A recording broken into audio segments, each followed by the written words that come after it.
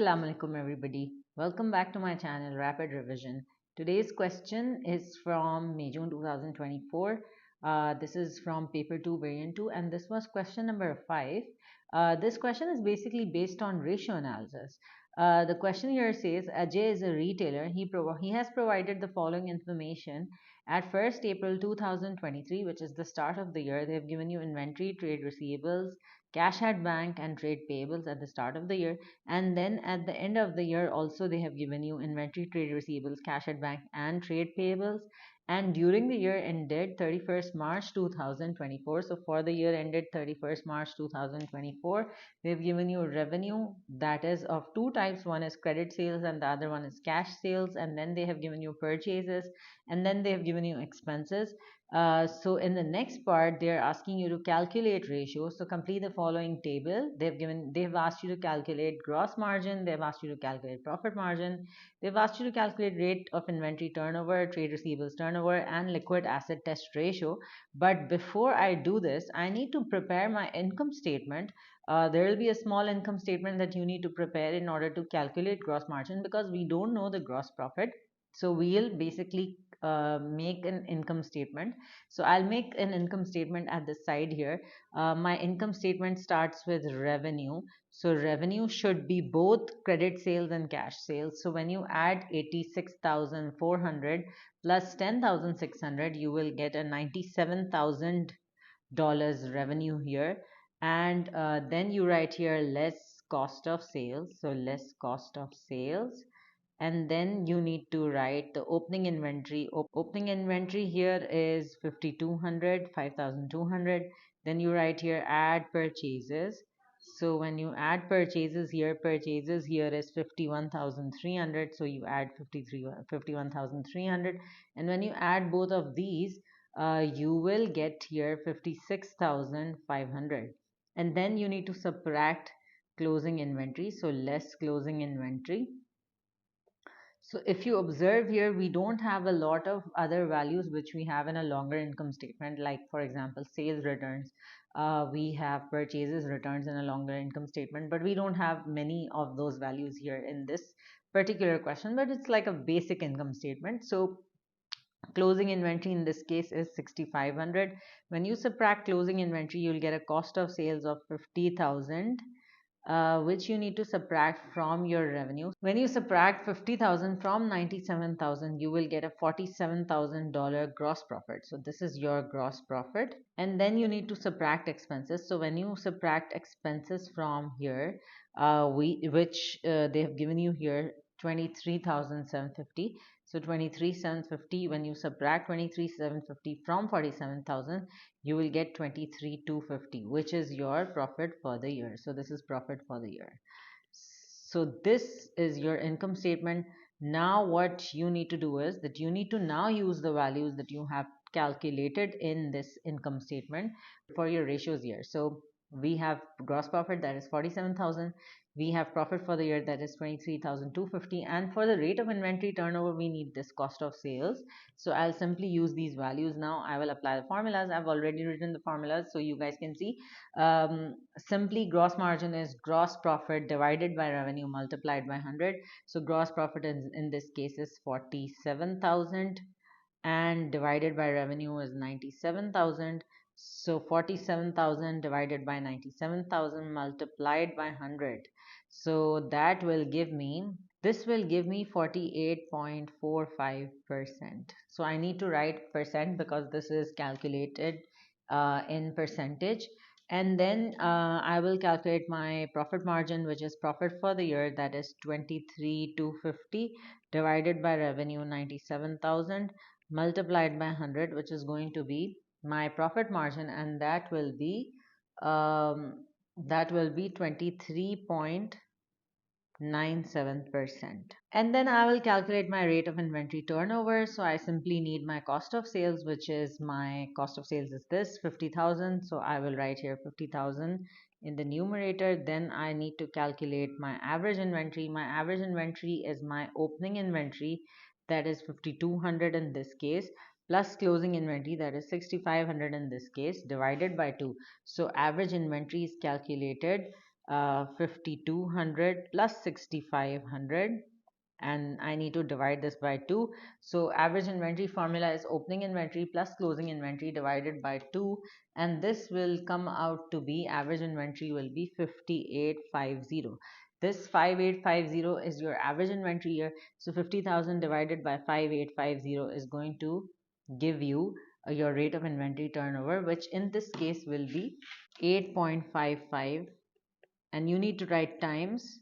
Also, your question tells you that rate of inventory turnover is in the next one. They're saying trade receivables turnover, and that too you need to calculate it in days, and you need to round up to the next whole day. So trade receivables, for trade receivables turnover, now this question can come in your mind that whether should you take the opening trade receivables or should you take the closing trade receivables. So you should take the closing trade receivables, because all the formulas are for closing, but except that you need opening inventory in the rate of inventory turnover formula.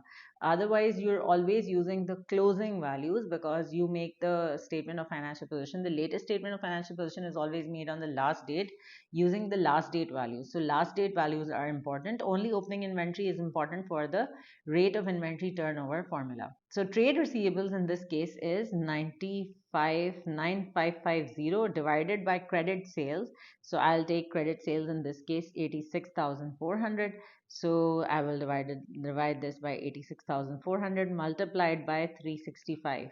So when I do this, when I work out 9550 divided by 86,400 multiplied by 365, I will get 41 days. This is my number of days trade receivables turnover. Then liquid asset test ratio is simply current assets minus inventory divided by current liabilities. I need to use the closing values. So current assets, I have 3 current assets, 6500 plus 9550 plus 1200, and I need to basically subtract the closing inventory from this. So when I add these three, the value that I get here is 17,250. So 17,250 is the addition of all, and I need to subtract the closing inventory from this. So 6500 I need to subtract, and then I divide this by current liabilities, which in this case is just trade payables, which is 6,000.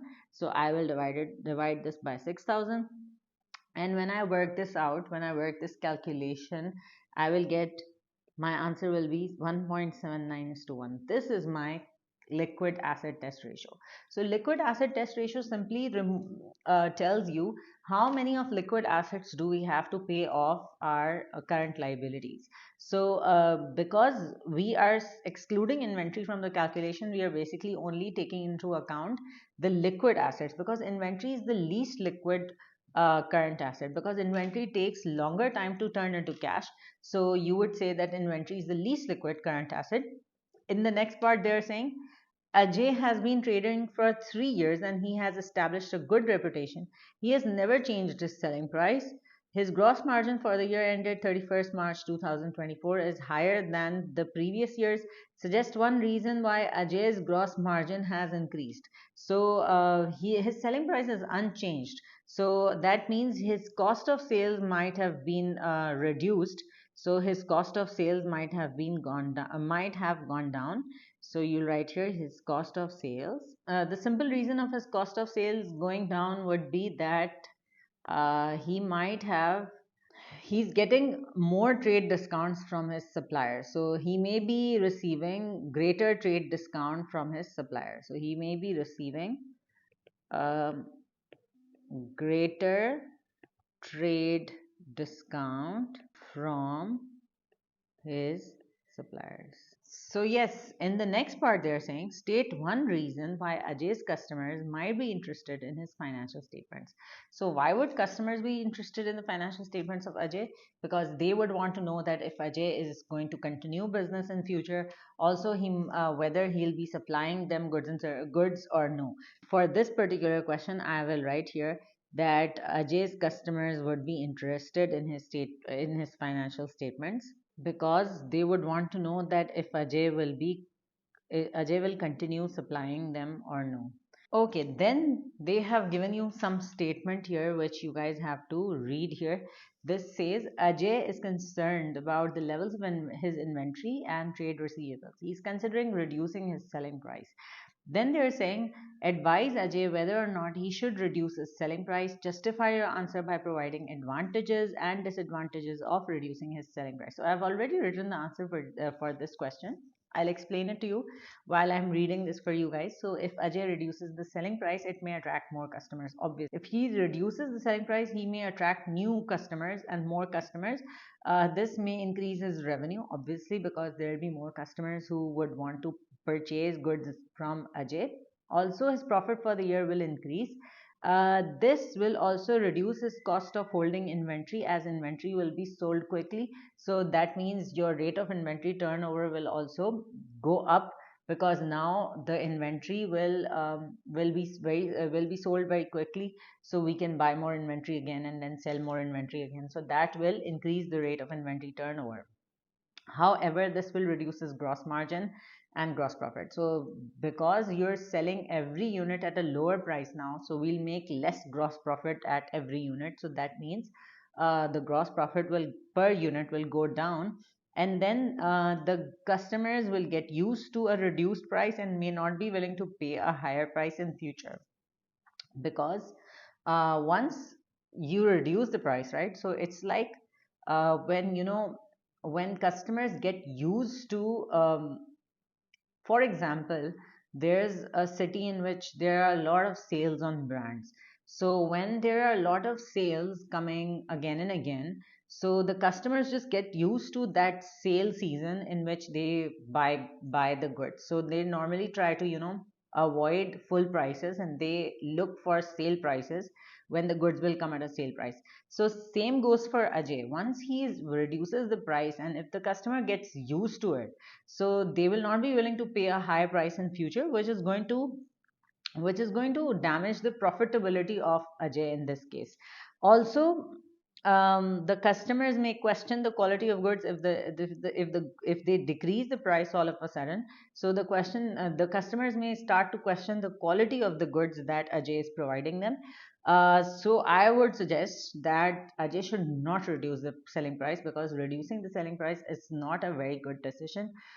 They should, if they want to increase the selling price, that's still a better decision as compared to reducing the selling price. A good brand would not reduce the selling price. They would rather want their customers to pay a higher price and pay a premium price for their brand. So that's it for this question. The next part here is saying, although Ajay's gross margin has increased, his profit margin has fallen, which means he does not have good control over his expenses for each of the last 2 years. Sales revenue is Ajay's only income. State two reasons why Ajay should be concerned about his falling profit margin. So because Ajay is unable to control his expenses, if this trend continues, he will not be able to be in business. So if the trend continues, Ajay will not be able to be in business. Okay, point number two, you can say that if Ajay does not make enough profit, he'll not be able to pay suppliers, he'll not be able to pay his expenses. So if he does not make enough profit, Ajay will not be able to pay his suppliers. Yes, so that's it for this question. This was for 20 marks. It was pretty simple. You guys should also know that ratio analysis is tested in every exam. So it's better that you know ratio analysis really well. You know the formulas, and you know how to solve the theory part of the ratio analysis questions, which are also very important. Also, this builds up when you guys practice a lot of past papers. So the key to it is that you practice a lot of past papers, and try to look for the answers in the marking scheme, try to improvise on your answers, and then obviously that will build up your knowledge for solving ratio analysis questions. So thank you so much for watching. Hope this helps you.